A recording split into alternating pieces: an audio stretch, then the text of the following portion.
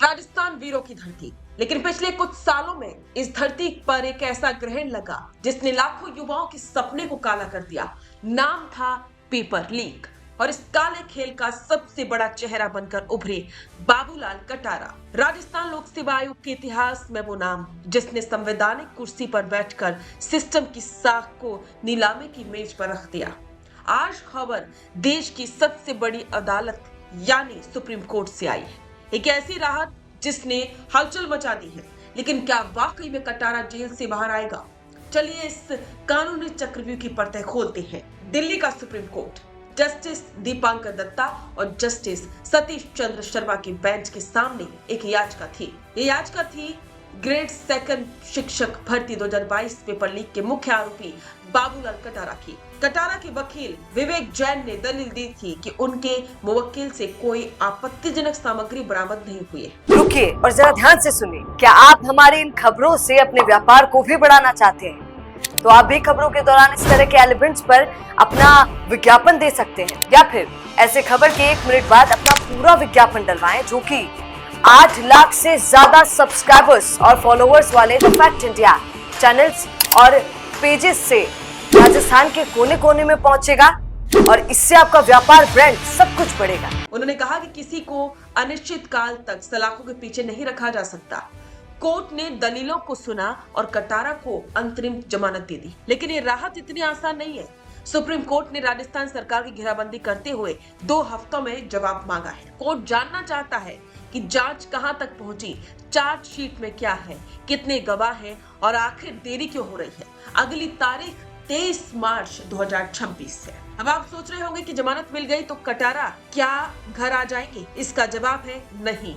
बाबूलाल कटारा के पैरों में बेड़ियां सिर्फ एक केस की नहीं है, वो एक ऐसे दलदल में फंसे हैं जहां से निकलना नामुमकिन सा है। शिक्षक भर्ती में जमानत मिली है, लेकिन ऐसा ही भर्ती 2021 के पेपर लीक मामले में वो अभी भी जेल में है। इतना ही नहीं, प्रवर्तन निदेशालय यानी कि ईडी की तलवार भी उनके गर्दन पर लटकी है। मनी लॉन्ड्रिंग के मामले में उनकी राहें और भी मुश्किल हैं। यानी कि कागजों पर राहत मिली है, लेकिन हकीकत में कटारा का ठिकाना अभी जेल ही रहेगा। याद कीजिए वो मंजर जब राजस्थान के लाखों बेरोजगार युवा रातों को जागकर तैयारी कर रहे थे। उन्हें भरोसा था कि आरपीएससी पर, लेकिन उन्हें क्या पता था कि आयोग के भीतर बैठा एक सदस्य ही पेपर अपनी अलमारी में छिपाकर सौदेबाजी कर रहा था। बाबूलाल कटारा पर आरोप लगा कि उन्होंने अपनी सरकारी कोठी पर पेपर मंगवाए, उन्हें लीक किया और करोड़ों का खेल किया। अगस्त 2025 में राजस्थान हाई कोर्ट ने उनकी जमानत याचिका ये कहते हुए खारिज कर दी थी कि अपराध समाज के खिलाफ है। ये उन गरीब माँ बाप के सपनों की हत्या है जिन्होंने पेट काटकर अपने बच्चों को कोचिंग में भेजा था। सुप्रीम कोर्ट ने सरकार से हलफनामा मांगकर एक बड़े सवाल की ओर इशारा किया है। क्या जांच एजेंसियां सिर्फ गिरफ्तारी करके बैठ गई हैं?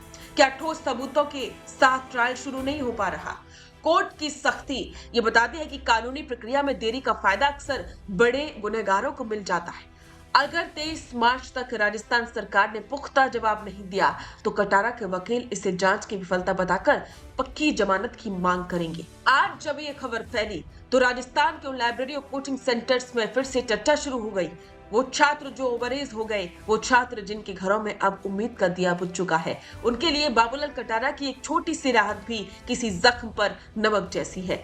सवाल वही है, क्या बड़े मगरमच्छ कानून की गलियों से बच निकलेंगे या सुप्रीम कोर्ट का ये सख्त रुख किसी बड़े इंसाफ की आहट है? बाबूलाल कटारा को मिली अंतरिम जमानत कानून का एक हिस्सा हो सकती है, लेकिन नैतिकता की अदालत में फैसला बहुत पहले हो चुका है। फिलहाल 23 मार्च का इंतजार है, जब सरकार को कोर्ट के कड़वे सवालों के जवाब देने होंगे। तब तक कटारा जेल में रहेंगे और राजस्थान का युवा इंसाफ की राह देखेगा। बिजनेस अच्छा हो सकता है, लेकिन अगर नाम नहीं दिखा तो पहचान कैसे बनेगी? अब टेंशन छोड़िए, द फैक्ट इंडिया आपके बिजनेस को देगा वो पहचान जो पूरे राजस्थान में हर किसी तक पहुंचे। न्यूज चैनल पर विज्ञापन, पॉडकास्ट और प्रमोशन के जरिए आप सीधे 5 लाख सब्सक्राइबर और 10 करोड़ से ज्यादा व्यूज तक अपनी पहुंच बना सकते हैं। तो देर किस बात की, आज ही द फैक्ट इंडिया से जुड़िए और अपने बिजनेस को बनाइए हर घर का नाम।